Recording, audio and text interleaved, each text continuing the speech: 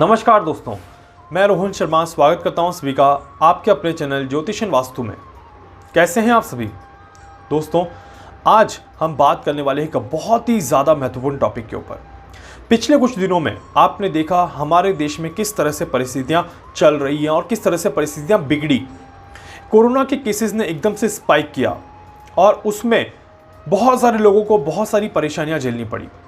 साथ ही साथ अगर हम यहाँ पर देखें तो ऑक्सीजन क्राइसिस को लेकर भी एक बहुत बड़ी विकट स्थिति हम सभी के सामने रही, जहाँ पर आप देखेंगे कि ऑक्सीजन के कारण से भी एक बहुत बड़ी समस्याएं सबके सामने खड़ी हुई। और उसके बाद हमारे देश की गवर्नमेंट ने काफ़ी ज़्यादा मेहनत भी करी और मेहनत के बाद ऑक्सीजन या इस क्राइसिस को दूर करने की भी कोशिश करी। इवन अभी भी कोशिश चल रही है।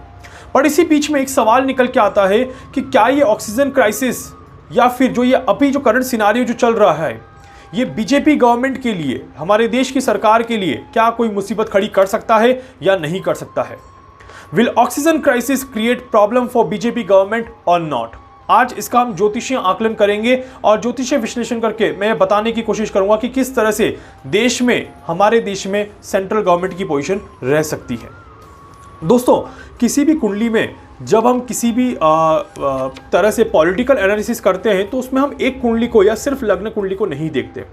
उसमें हमें मल्टीपल चार्ट्स का एनालिसिस करना होता है और उस एनालिसिस में टाइम और मेहनत दोनों ही बहुत ज़्यादा लगती है। आज जो मैंने आपको एनालिसिस करके बता रहा हूं, इसके अंदर मैंने क्या क्या चार्ट्स का इस्तेमाल किया है मैं वो आपको बता देता हूं। सबसे पहले हमने लिया था बीजेपी का जो स्टार्टिंग का जो चार्ट था, जब से बीजेपी गवर्नमेंट की शुरुआत हुई तब जो एक चार्ट बनता है उसको मैंने यहाँ पे लिया था। अगर आप सभी को नहीं पता हो तो 1980 से, जब से बीजेपी शुरू हुई थी 6 अप्रैल 1980, तब से मैंने वो एक चार्ट बनाया था जिस दिन बीजेपी की शुरुआत हुई थी। सेकेंड चार्ट मैं यहाँ पर ले रहा हूँ। भारत की कुंडली लेनी ज़रूरी है यहाँ पर, क्योंकि हम भारत की बात कर रहे हैं। हमारे देश के प्रधानमंत्री जी की कुंडली लेनी बहुत ज़्यादा ज़रूरी है, क्योंकि वो इस गवर्नमेंट बीजेपी के नेता हैं, प्रमुख नेता हैं और साथ ही साथ हमारे देश के प्रधानमंत्री जी भी हैं। और इसके अलावा मैंने यहाँ पर प्रश्न कुंडली का भी सहारा लिया है और मल्टीपल कुंडलियों के एनालिसिस के बाद मैं कुछ डेटा आपके सामने रखने की कोशिश कर रहा हूँ। देखिए, साथ ही साथ जब भी हम किसी इस तरह से पॉलिटिकल एनालिसिस करते हैं तो उसके साथ में लग्न कुंडली, नमांश कुंडली, चंद्र कुंडली और सूर्य कुंडली का भी आकलन यहाँ पर करते हैं। और ग्रहों में अगर मैं आपको बताऊं दोस्तों, तो ग्रहों में सूर्य को प्राथमिकता देना बहुत ज़्यादा ज़रूरी होता है, क्योंकि सूर्य पॉलिटिकल एनालिसिस के लिए काफ़ी ज़्यादा ज़रूरी प्लैनेट है। उसके बाद हम शनि, चंद्रमा और मंगल को भी यहाँ पर कैलकुलेट करते हैं। साथ ही साथ गुरु का सहयोग भी आना बहुत ज़्यादा ज़रूरी है। चलिए अब देखते हैं कि किस तरह से यहाँ पर चीज़ें चल रही हैं। तो जब मैंने यहाँ पर एनालिसिस किया था 1980 वाले चार्ट को दोस्तों, तो उसमें मैंने एक चीज़ देखी कि अभी का जो समय चल रहा है और जो अभी का जो दशाफल यहाँ पर चल रहा है, उसमें चंद्रमा काफ़ी ज़्यादा ट्रबल यहाँ पर क्रिएट कर रहा है।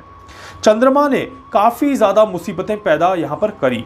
और जब आप देखेंगे दोस्तों कि इलेक्शन जब हुआ था, सेकेंड इलेक्शन जो अभी 2019 में जब इलेक्शन हुए थे, उसके आसपास, उससे एक साल पहले, उससे एक साल बाद बीजेपी ने अपने काफ़ी प्रमुख नेताओं को भी खोया था, जो कि बहुत अच्छी सुखद समाचार यहाँ पर नहीं दिखाई देता। साथ ही साथ अगर हम देखें तो अभी जिस तरह से बीजेपी का सरकार का गठन हुआ था, मतलब कि वापस शपथ के बाद शपथ जो ग्रहण करी गई थी वो दोस्तों 30 मई 2019 को, जब हमारे प्रधानमंत्री जी द्वारा शपथ ग्रहण करी गई थी, उस समय का जो चार्ट बनता है, जो शाम को 7 बजे के आसपास जो शपथ ग्रहण समारोह हुआ था, उस समय का जो चार्ट बनता है उसको भी मैंने एनालिसिस किया है, क्योंकि उसी से हम आने वाला ये साल निकालेंगे। मैं आपको एक चीज़ बताता हूँ, आप अगर याद हो किसी को भी, तो जब डोनाल्ड ट्रंप ने शपथ ग्रहण लिया था लास्ट ईयर, जब वो प्रेसिडेंट थे अमेरिका के, जब वो प्रेसिडेंट थे, जब उन्होंने शपथ लिया था, तब भी मैंने कहा था कि ये प्रेसिडेंट तो बन चुके हैं, बट कार्यकाल बहुत ज़्यादा आसान नहीं रहने वाला है, बहुत मुसीबतों का सामना करना पड़ेगा और उसके बाद ही ये समय इनका निकल पाएगा। इसी तरह से जब हमारे देश के प्रधानमंत्री शपथ ग्रहण समारोह चल रहा था, उस समय भी जब मैंने चार्ट बनाया था, तब भी मैंने कहा था कि सेम वैसी ही स्थिति यहाँ पर रहेगी और हमारे देश के प्रधानमंत्री जी को भी बहुत ज़्यादा समस्याओं का सामना यहाँ पर करना पड़ेगा।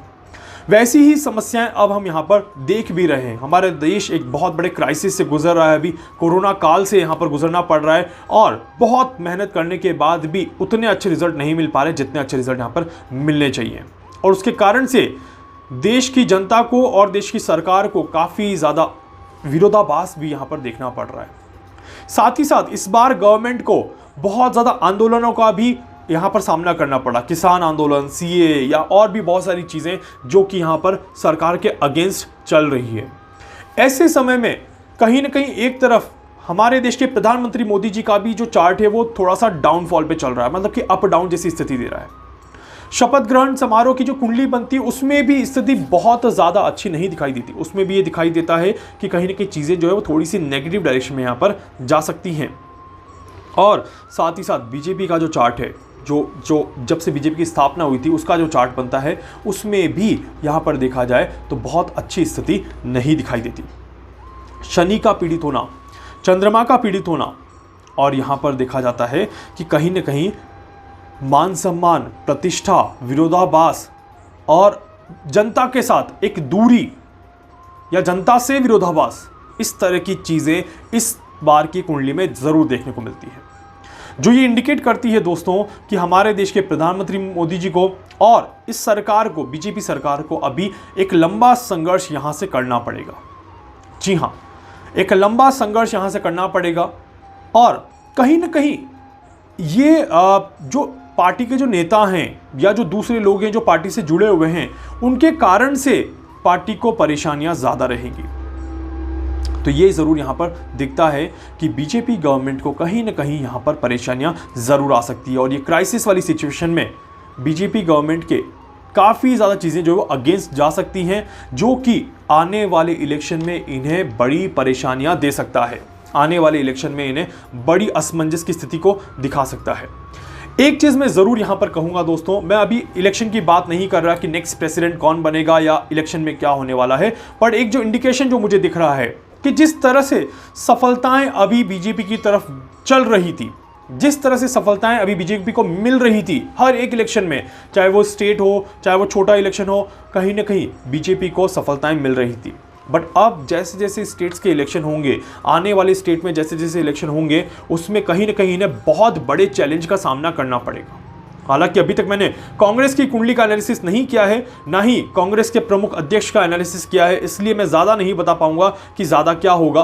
बट ये ज़रूर देख सकता हूं कि बीजेपी की राह अब आगे आसान नहीं है, उन्हें बहुत ज़्यादा मुसीबतों का सामना करना पड़ेगा। साथ ही साथ मैंने हमारे देश के प्रधानमंत्री मोदी जी की भी कुंडली का एनालिसिस किया है, उसका वीडियो मैंने ऑलरेडी बना के डाला हुआ है कि ये जो संवत से जो समय चल रहा है, ये मोदी जी के लिए थोड़ा सा कष्टकारी यहाँ पर रहने वाला है, और उसकी शुरुआत यहाँ पर हम देख पा रहे हैं।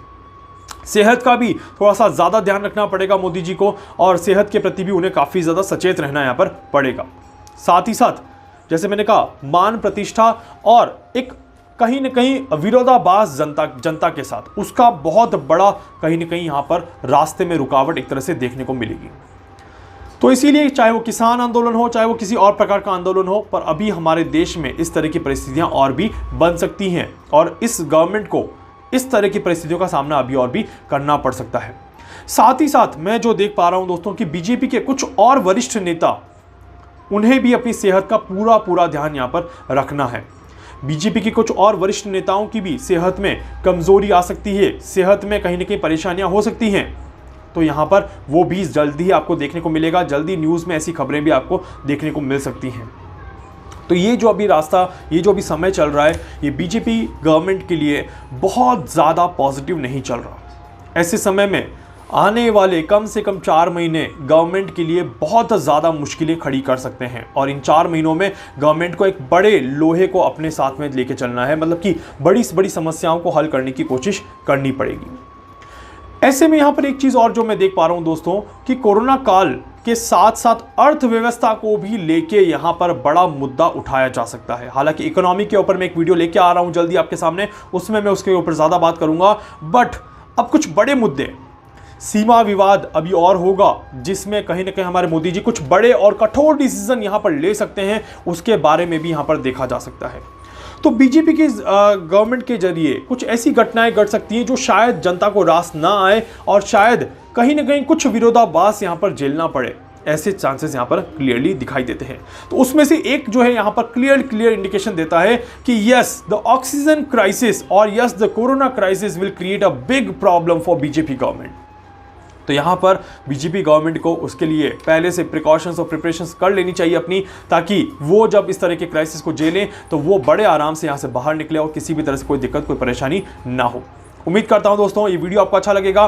वीडियो को लाइक कर दीजिएगा, चैनल को सब्सक्राइब कर दीजिएगा, बेल आइकन पे जरूर से क्लिक करिएगा। इसके अलावा और भी कोई एनालिसिस अगर आप मुझसे चाहते हैं, किसी और टॉपिक पे आप मुझसे वीडियो बनाना चाहते हैं, आप चाहते हैं कि मैं उस पर विश्लेषण करके आप सभी के सामने रखूं, तो प्लीज़ मुझे बताइएगा। मैं बहुत जल्द उन पर भी एनालिसिस करके यहाँ पर आपको वीडियो रखूंगा। उम्मीद करता हूं दोस्तों वीडियो आपको अच्छा लग रहा है।